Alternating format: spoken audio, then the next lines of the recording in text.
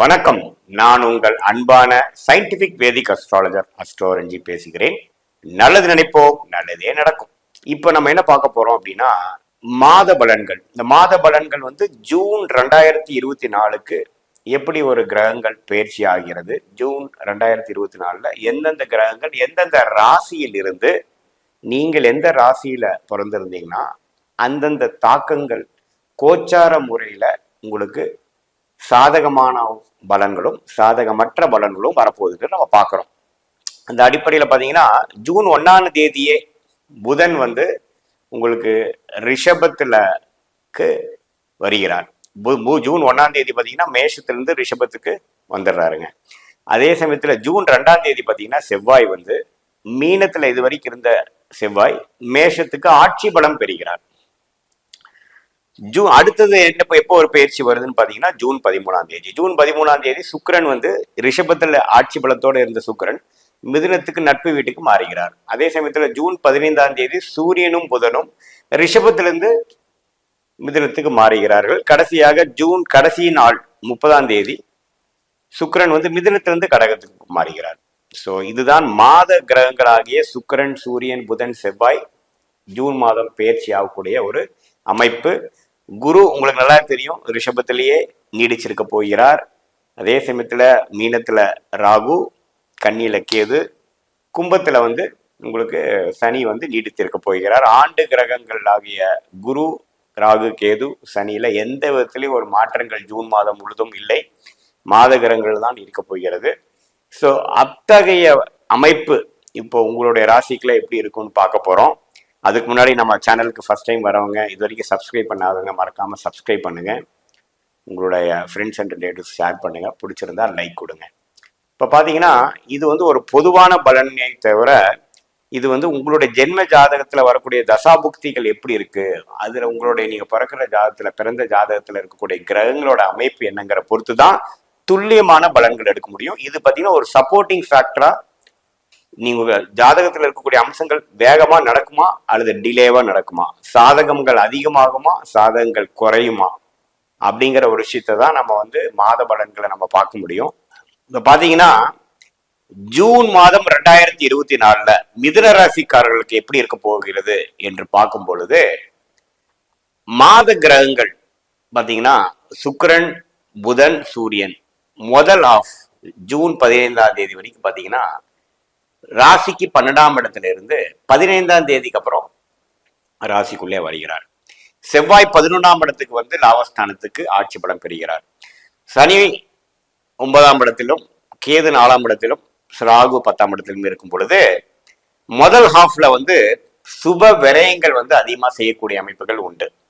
அதாவது ஒரு சொத்து வாங்குவதற்காகவோ, வீட்டை கொஞ்சம் சரி பண்ணிக்கக்கூடிய அமைப்போ, ஏதோ ஒரு சில முதலீடுகள், ஒரு ஃபியூச்சருக்கான சில விஷயத்துக்காக நாம சுப முதலீடுகள் விரயங்கள் செய்யக்கூடிய அமைப்பு நல்லா இருக்குங்க. அந்த டைம்ல பாத்தீங்கன்னா நல்ல ஒரு காஸ்ட்லியான ஒரு விஷயம் வாங்குறது, சில விஷயங்கள் அப்கிரேட் பண்ணிக்கிறது, உங்களுடைய வாழ்க்கை தரத்தை உயர்த்தி கொள்ளுதல், இடம் சம்பந்தப்பட்ட விஷயத்துல சில குடுக்கல் வாங்கல் பண்றது, அது எல்லாமே நல்ல ஒரு அமைப்பு இருக்குங்க. உங்களுக்கு சாதகமான அமைப்பு வரக்கூடிய அமைப்பு இருக்கு. பல மாதங்களாக நீங்க ட்ரை பண்ணி கை கூடவில்லை, அந்த அமைப்பு வரலைங்கிறவங்களுக்கு முதல் 15ஆம் தேதி ஜூன் 1ஆம் தேதியிலிருந்து 15ஆம் தேதிக்குள்ள பாத்தீங்கன்னா கடகடகடன் முடியக்கூடிய அமைப்புகள் உண்டு.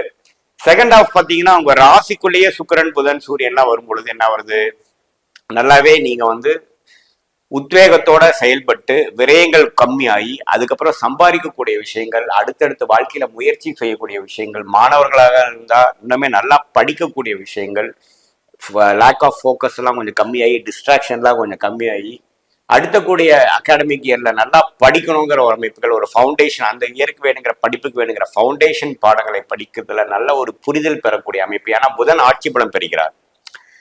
முதல் ஆஃப் பார்த்தீங்கன்னா மோர் லைக் டிராவலிங், விரயங்கள், முதலீடுகள், சில பிளான் செய்யறது, ஒரு விஷயத்தை இன்வெஸ்ட் பண்ணி ஒன்று வாங்குறது, குடுக்கல் வாங்கல் செய்யறது, ஒரு இடம் விட்டு ஒரு படம் போகிறது, டூர் போவது, அது மாதிரி அமைப்புகளுக்கு அதிக சாதகமாகவும். செகண்ட் ஆஃப் பார்த்தீங்கன்னா இறங்கி ஒரு விஷயத்தை பிளான் பண்ணி செய்யக்கூடிய அமைப்பு, ஒரு உத்வேகமா ஒரு முயற்சி செய்யக்கூடிய அமைப்பு, எந்த ஒரு வேலையா இருந்தாலும் சரி, இல்லத்தரசியா இருந்தாலும் சரி, வேலைக்கு போறவங்களா இருந்தாலும் சரி, முதலீட்டாளர்களா இருந்தாலும் சரி, வியாபாரம் செய்கிறவங்களா இருந்தாலும் சரி, மாணவர்களா இருந்தாலும் சரி, செகண்ட் ஹாஃப் பாத்தீங்கன்னா ஓரளவுக்கு முயற்சி அதிகமா இருக்கக்கூடிய அளவு. ஏன்னா புதன் ஆட்சி பலம் பெறுகிறார், அவரோட ஓனி ராசிநாதனே ஆட்சி பலம் பெறுகிறார்.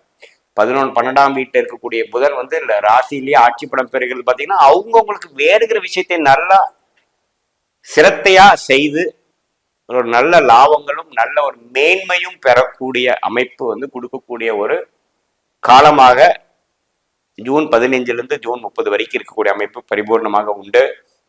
குரு 12ஆம் இடத்திலே நீடித்திருக்கிறார் என்பதை நம்ம மறக்கக்கூடாது.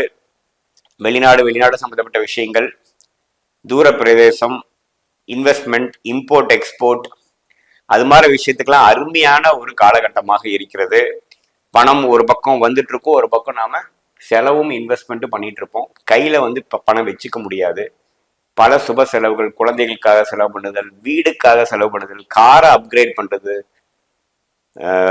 பழைய காரை கொடுத்து புது கார் வாங்குறதுங்க, வீட்டை வந்து ஒரு மாடி இருந்தா 2வது மாடி கட்டுறது, அது மாதிரி பல செலவுகளும் வாழ்க்கை தரனை உயர்த்திக்கக்கூடிய ஒரு ஆண்டாக இந்த குரு 12ஆம் இடத்தில் இருப்பதற்கு தேவையான ஒரு ஃபவுண்டேஷன் மாதமாக இந்த ஜூன் இருக்கும். இந்த 2024 குரு பயிற்சி பலன் கொடுக்கக்கூடிய சில விஷயத்துக்கு வந்து இந்த ஜூன் மாதத்துல ஒரு ஆரம்ப கட்ட ஒரு மாதமாகும். சில முயற்சிகள், சில வேலைகளுக்கு முதல் கட்ட சில நடவடிக்கைகள் செய்யக்கூடிய ஒரு மாதமாகவும் ஜூன் மாதம் வந்து மிதுன ராசிக்காரர்களுக்கு வருகிறது. பொதுவாக பார்க்கும் பொழுது இது ஒரு நல்ல டைம் தான். ஏன்னா ராசிநாதனே ஆட்சி பலம் பெறுகிறது, நல்ல விஷயம். ராஜயோகாதிபதியாகிய சுக்கிரன் லக்னத்திலே போய் 7ஆம் இடத்தை பார்த்து இது மாதிரி எதிர்பாலினத்தின் மேல நட்பு கொண்டவங்களுக்கு அடுத்தபடியா ஒரு காதல் வயப்படுறவங்களுக்கு ஒரு கல்யாணம் நிச்சயம் ஆகிறது. அது மாதிரி ஒரு நல்ல விஷயங்கள்லாம் பெறக்கூடிய அமைப்புகள் கண்டிப்பாக உண்டு.